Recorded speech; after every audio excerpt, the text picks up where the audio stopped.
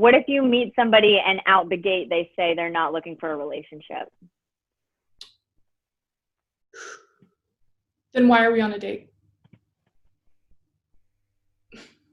All right. How are you? Good. I remember being on the apps like right when I kind of moved to New York because I was new. I barely knew anyone. I had great roommates. We were, I was making more friends, and I would go on a date or two a week, and No way. They sucked. They sucked so bad. Have you ever gone on a date from an app and like have it be really successful? So my third boyfriend, I met him on Tinder. And we were in a relationship for about 8 months. It was the one I was in right before I moved to New York. He was a good guy. I think he was I got him in a bad place in life. When you're just like, I think I found him when I was like high and he was just low, and it seemed like that, where it was. Can you think of the best date you ever went on? Are a lot coming to your mind? No, none are coming to my mind. Oh, okay. Best date, like a singular day. I think this was before we were friends. I still consider this to be like one of the best dates I ever went on. He like called me. I love when people call and ask you out, like better. I think that's so much cuter than a text. But yeah, he called me like the next day and was like, would you like to have dinner with me this week? And I was like, yes, I would. And I just remember that date being one of the best dates that I've ever been on. Like, I remember laughing the whole time. Like, we had a lot of things in common. It just went really well. And I remember having a really good time, but we never really saw each other. Well, that's something you remember forever, right? Like, that's incredible. Yeah, but I think that goes to show maybe he didn't have as good of a time as I did. I don't know, but I remember that date being a lot of fun. Do you remember like being heartbroken after you didn't talk or something? No, we kept talking. It was one of those things where like we kept missing each other. He'd be like, can you get together this day? No. Can you get together this day? No. Like we just kept missing each other. Similarly, I would say there was this guy in New York who we went to the beach, one of the New York beaches, which I'm sure has got to be really good. Yeah. We went to the beach. Very tasteful. And then he kind of pushed me out of my limits because he lived in Brooklyn and I hadn't really been to Brooklyn before, and he just knew New York, and I think I had been there I was probably there for 8 or 9 months, I don't know. Like pushed me out of my comfort zone. So we went bike riding in Brooklyn, and then we came across the Afro Punk Festival in Brooklyn randomly, and we just made friends and hung out, and it was really cool. And he did keep pursuing me, but I just was still stuck in that trying to get over my ex-boyfriend the wrong way. And so you bring up a good point. I feel like people, when they're getting out of something, they either go 2 different ways. They either like completely isolate themselves from the dating world, or they really dive back in. They're on all the apps. They're trying to meet people left and right. Like I totally isolate myself. I want like nothing to do with any guys. Like, I know serial daters, and that's totally fine. I'm not necessarily a serial dater, but I think we all go about it different ways. Like Megan, my friend Megan, who I'm with, and she's like, it's not wrong. It's just different. Right. So it's like realizing that if someone wants to, if your ex wants to go and get out on the apps and do something, it's not because he's not over you or she's not over you. It's just because that's the way they deal with it. What about the worst date you've ever been on? Does anything specific come to mind? Oh, yeah.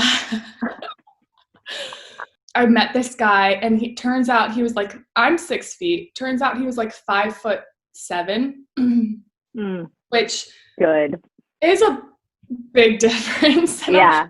I try to not judge people off height because I hate to be judged off of my height. But I'm human and it's inevitable. So we get there and we sit in the bar and we order a drink and we immediately just start being passive aggressive to each other. And that is just terrible. Like just cracking jokes, but like not in a fun way. They were just headbutting. we were like one drink and done. And I remember just being on the subway. That was the first time I cried on the subway. First time. We kind of envision ourselves in like a romantic comedy. Mine's more comedy than romantic, but and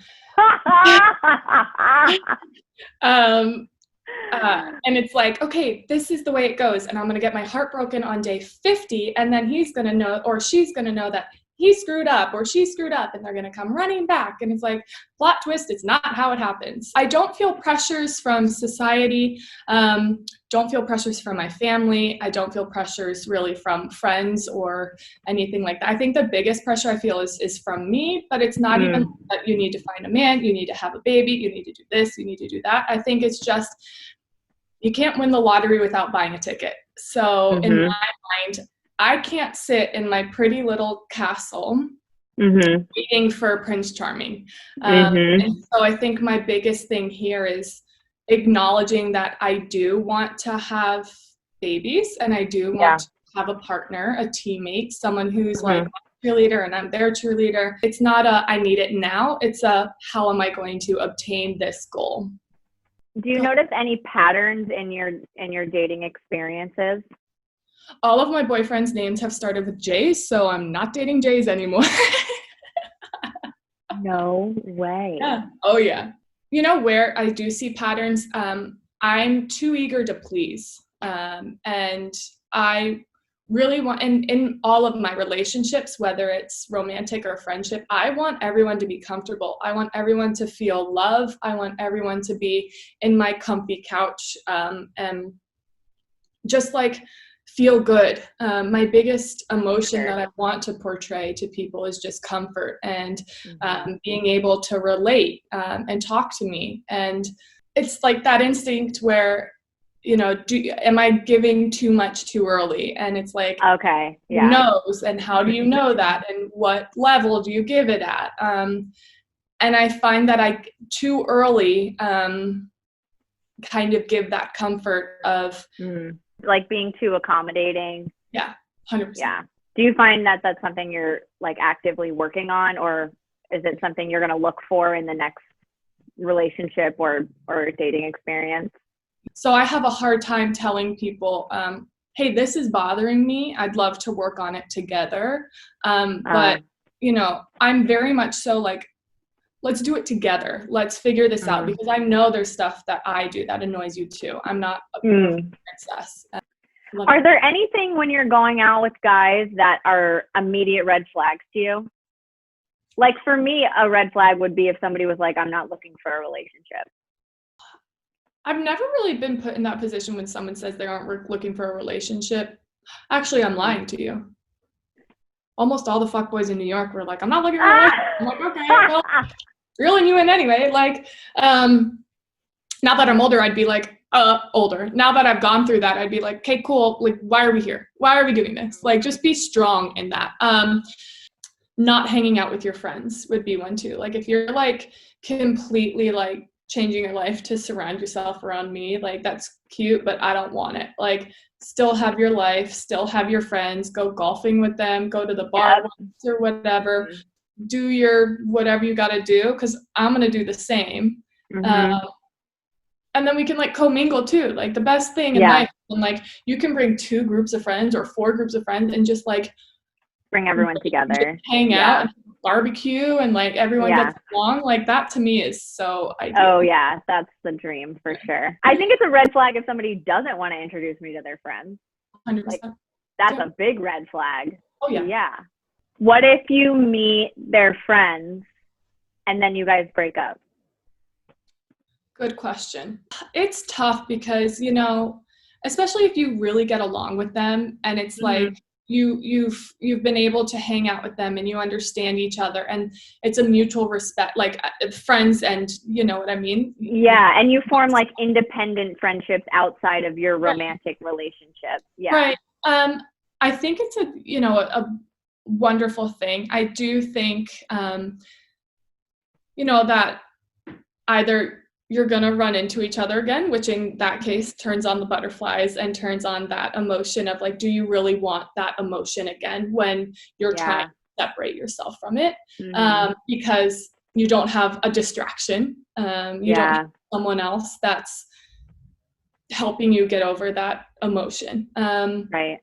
I also think then at some point too, it becomes kind of like, well, they were my friends first, and not like,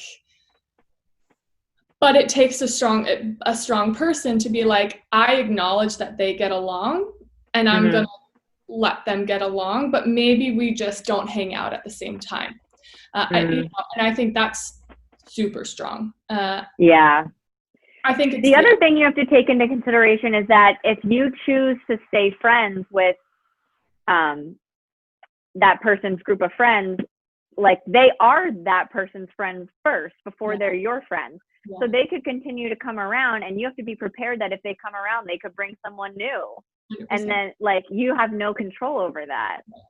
If you want to be friends with an ex, or if you see them as somebody who you could see still being in your life in some capacity, I think the only way that works is if both people are on the exact same page.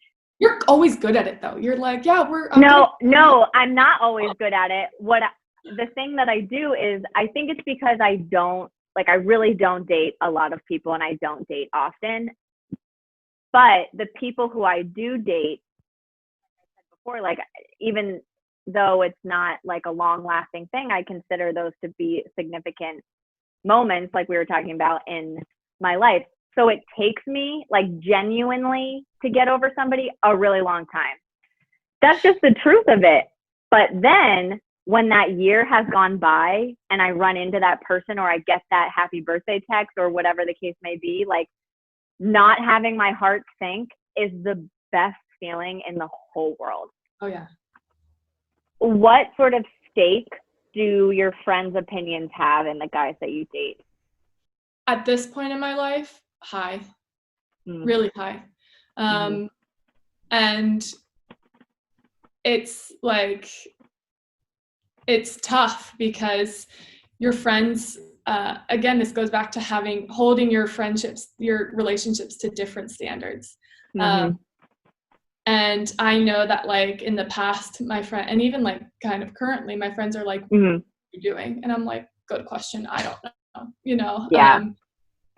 But in the past, it was like, I think friends are afraid to say, we think that person sucks, or we think, but have backup. We think this person sucks because we see you've changed. We see that and not necessarily maybe like spending less time with your friends, because that's inevitable. Like you have a romantic partner. Yeah. That person, you're trying to see if they're going to be your partner for life. And so I think that you can't really be mad at someone for spending more time with them, but you can be like, we see your personality change. We see you've, been shorter. You've been a bitch. You've been non-existent. You've, I think now that I'm older, that is because I've had my friendships now, I make new friends often, but like my strongest relationships I've had for at least 5, 6, 7, 8, 15 years. And they know me, and they know what makes me tick, what makes me happy. My personality most of the time. And if that changes because of one person, then that's concerning. Or if they're like, we love him, he's great. It's like, perfect, But yeah, you take that into consideration too. Like if your friends really like somebody, then it's like, oh, then it's just it affirms like what you're thinking. Other people also see it, and that just I think that makes people more comfortable. What if they have gross feet? Like gnarly feet? I have gross feet, so No, you don't. No. What if they are the type of person who makes regular Facebook statuses? Ooh. Like, on my way to the grocery store. Is Facebook still a thing? Yeah. What if they are a type of person who is difficult to go out with, like to a restaurant? Like they want to make a lot of changes to the menu, or they tend to send stuff back a lot? If it's like extremely wrong, I get it. Like, say like, hey, this isn't quite how I ordered it. Can we do it? But don't be a dick about it. Like, just, Mm-hmm. no. What if they are the type of person who claps when a plane lands?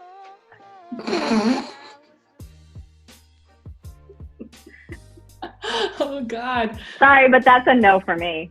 Yeah, that's a no from me, dog. No. That doesn't bother me. Whatever. Like, What if they argue on celebrity Instagram posts with people they don't know? oh, that's tough. I can't deal with that. What if they're saving themselves for marriage?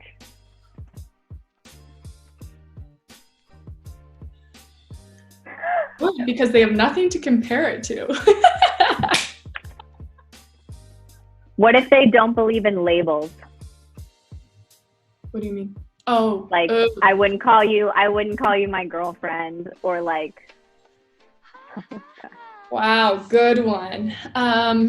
If I feel that this person is committed to me, do I need to have that label that this is my boyfriend, significant other, partner? And I think the answer is yes, I do, because that shows commitment. You know, I want to introduce you as my boyfriend because that's like prideful. I'm like, this is my guy. Like, this is who I'm with. This is, and vice versa. I want someone to be like, she's mine. She's my girl. I want her. I picked her and she picked me, and isn't that incredible? Yeah. Yeah. The guy I dated in New York, like, we fully had the exclusivity talk, and he was still like, I don't want to be boyfriend and girlfriend because of societal norms. I really hate that you still introduce me to people as your friend, and we've been dating for like 7 or 8 months. Like, come on, bro. Yeah. Yeah. Well, it's because you know what they're doing? They're getting their cake and they're eating it too. And you are serving it to them on a silver platter saying, here's the cake I spent time baking, and I even took piping icing lessons for you because I really appreciate you and I wanted it to look pretty. And they're like, okay, thanks, friend. Like, no, that's not how it works. Usually party, like, and I'm trying to settle down. I'm not trying to settle down, but I'm trying to like, okay, I'm trying to settle down. Like, hell. Yeah.